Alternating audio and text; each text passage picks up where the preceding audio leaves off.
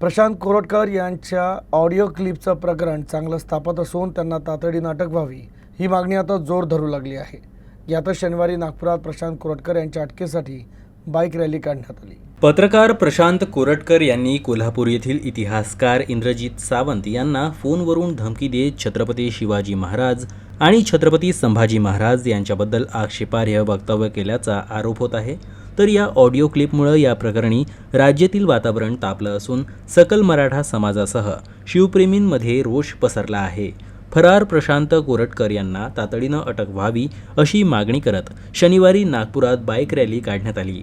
महाल परिसरातील गांधी गेट ते संविधान चौकापर्यंत काढलेल्या बाईक रॅलीत नागरिक मोठ्या संख्येनं सहभागी झाले होते। प्रशांत कोरटकर यांना तत्काळ अटक व्हावी अन्यथा अजून तीव्र आंदोलन करणार असा इशारा देखील यावेळी देण्यात आला।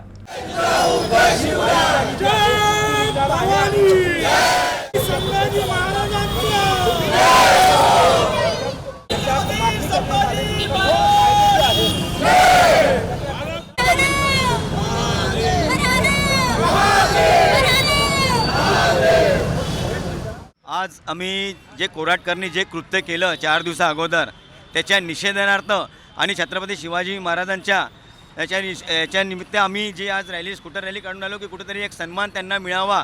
जे कृत्य त्यांनी कोराटकरनी केलं त्याला ताबडतोब अटक झाली पाहिजे। आज 4 दिवस झाले पोलीस प्रशासन त्याच्या मागे लागलेले आहे। मोठे मोठे गुन्हेगार पकडले जातात परंतु हा छोटासा चिल्लर गुन्हेगार अजूनही पोलिसांच्या ताब्यात नाही आहे। ही खूप मोठी भारताची महाराष्ट्राची शोकांतिका आहे। एवढा मोठा काही तो गुन्हेगार नाही आहे की त्याला पकडला 4 दिवस लागलेले आहे। 4 दिवसापासून यंत्रणा लागली आहे, अजून तरी तो पकडला गेलेला नाही आहे। कुठेतरी वरून प्रेशराईज होऊन राहिलेला आहे, त्याला कुठेतरी हलवण्यात आलेलं आहे। हे सगळं शिवप्रेमींच्या लक्षात आलं। त्यामुळे आम्ही सर्व शिवप्रेमी मिळून इथून आज गांधी गेट इथून एक स्कूटर रॅली त्यांच्या सन्मानार्थ स्कूटर रॅली आम्ही काढायचं इथून आयोजित केलेलं आहे। आणि इथून स्कूटर रॅली निघून आंबेडकर आपलं रिझर्व्ह बँक चौक इथे त्याचं समापन होईल, तिथे आमचे धरणे आंदोलन होईल असा हा आमचा दिवसभराचा कार्यक्रम आहे।